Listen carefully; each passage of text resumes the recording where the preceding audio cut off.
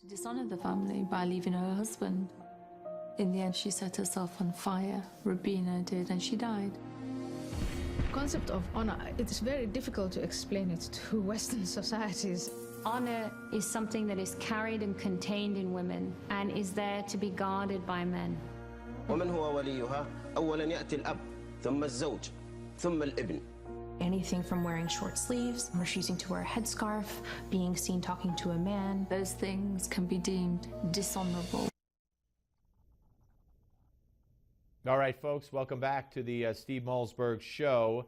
And that is from a movie called Honor Diaries. And it's a documentary profiling 9 Muslim women and their horrific experiences in Islamic societies living with practices such as female genital mutilation, honor violence, honor killings, and forced marriage at very young ages. And joining us now to talk about this and to talk about the effort of CARE, the Council on Arab Relations, Council on American Islamic Relations, is doctor and medical doctor, I should say, Dr. Kanta Ahmed, author also of In the Land of Invisible Women. Hello, doctor. Hello, Steve. Thank you. No, thank you for coming on. I really appreciate it. All right, this documentary exposes such brutality and such devastation towards women that if we had an honest media here that wasn't scared to death to address this issue and wasn't biased against addressing this issue, this would be huge, and it should be. Having said that, I want to first talk about CARE and their efforts to, and they got a screening shut down in Dearborn, Michigan last Thursday night, claiming that this documentary is Islamophobic. You've seen it. You could speak to it a lot better than I can. Is it Islamophobic? Not at all. And in fact, it is. I'm speaking to you not just in my capacity as a physician and an expert on life in Saudi Arabia, but also as a Muslim. It is actually a very well-balanced documentary. The 9 activists featured have worked hard to support women and rescue children facing some of the hardships you're describing, but it is in no way defamatory or phobic to Islam or any other belief system. And that distinction is clear based on the fact that many of us involved in this project for the last 2 years are Muslim, and these problems are exposed and addressed in Muslim societies by our own Muslim equivalents. I want you to hear a representative of CARE who was on with Megyn Kelly on the Fox News channel, Kelly File, the other day, and here's what they said. Right. And I'm asking you, what about the content in this film do you not like? As I said, we don't have a problem with the content of the film. I understand that there are women who participate in this film who are Muslim women who work on these very serious issues. What I'm personally disgusted by as a Muslim woman, as a feminist, is that someone like the Clarion Project would take this film and use it to promote their own hate-filled agenda. That's my problem with this movie. Brooke? You know, it's unbelievable because CARE is obviously protesting the content of the film, and it's an indefensible position. You know, that whole argument against the documentary wasn't too strong, was it? I think I'm familiar with the segment that you're speaking about. First of all, they did not see the segment. Second of all, they're quite evasive. Having encouraged the ending of not just 1 screening, but 3 in the last week, Michigan, Dearborn, and Ann Arbor, and Chicago, they then claim that they are only informing the hosts at the universities who are screening it of the Islamophobic originators of this movie. So not only do they not watch it, they now are also shirking away from the fact that they are the perpetrators of canceling the screenings.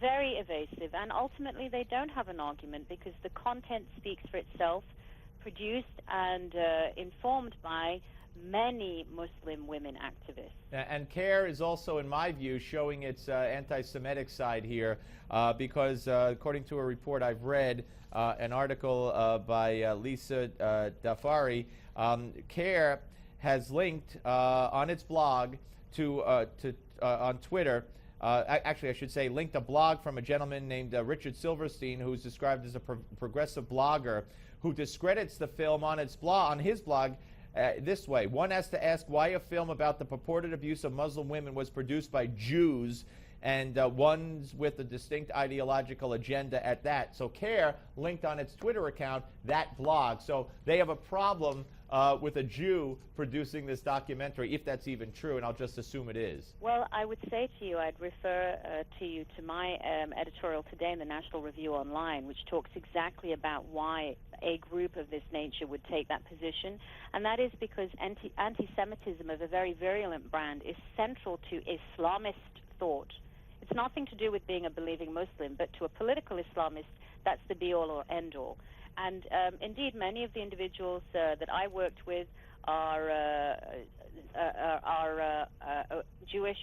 I have no problem with that. Many of them are Christian, or they are Muslim or atheist, whatever their private background. I would collaborate on this documentary with a maker of any origin. In fact, I'd welcome a Muslim documentary maker doing the same thing. Let's bring some Arab and Muslim money into this project and do it. That has no bearing on it, but it's absolutely resonant with the ideas of a political Islamist who declares the Jew and all matters Jewish and global Jewry the chief enemy of political Islam. You know, there's so many, we have about 3 minutes left, and there's so many directions I could go here. And of course, CARE, Unindicted Co-Conspirator, Holy Land Foundation, the whole thing. But I want to talk about what is in the movie. Talk about some of the things in the documentary. Talk about some of the things that these Muslim women go through.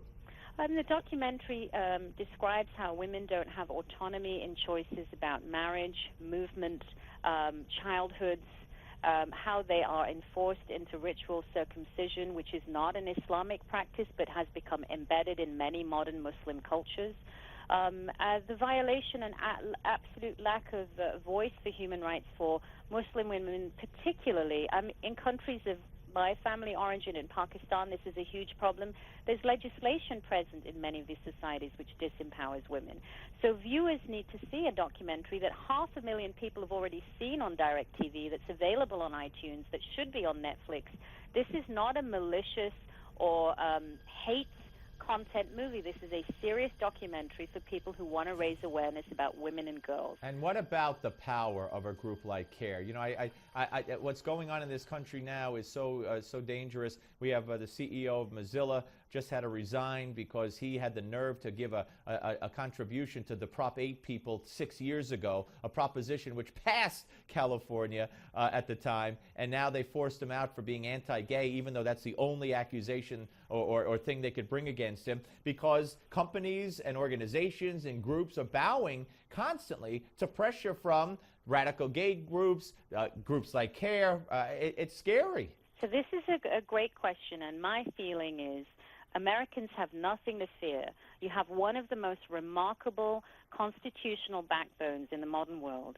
Nobody's civil rights are being trampled. Muslims in this country have more civil rights and more engagement, more social mobility and economic empowerment than anywhere else in the 56 Muslim majority countries available. This is a myth to say that we are under any kind of siege, and no one should be intimidated.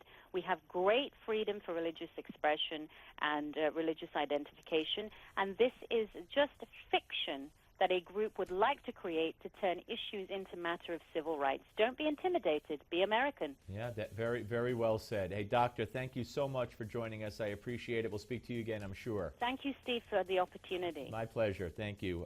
Very interesting conversation and very serious stuff. And, you know, look, if Muslims want to live that way in those countries, that's none of my business.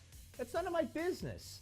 But then the American media should stop saying that, and Jimmy Carter should stop saying that Christianity, that Catholicism, that the Bible is responsible for the way women are treated poorly all over the world. On the Steve Malzberg Show.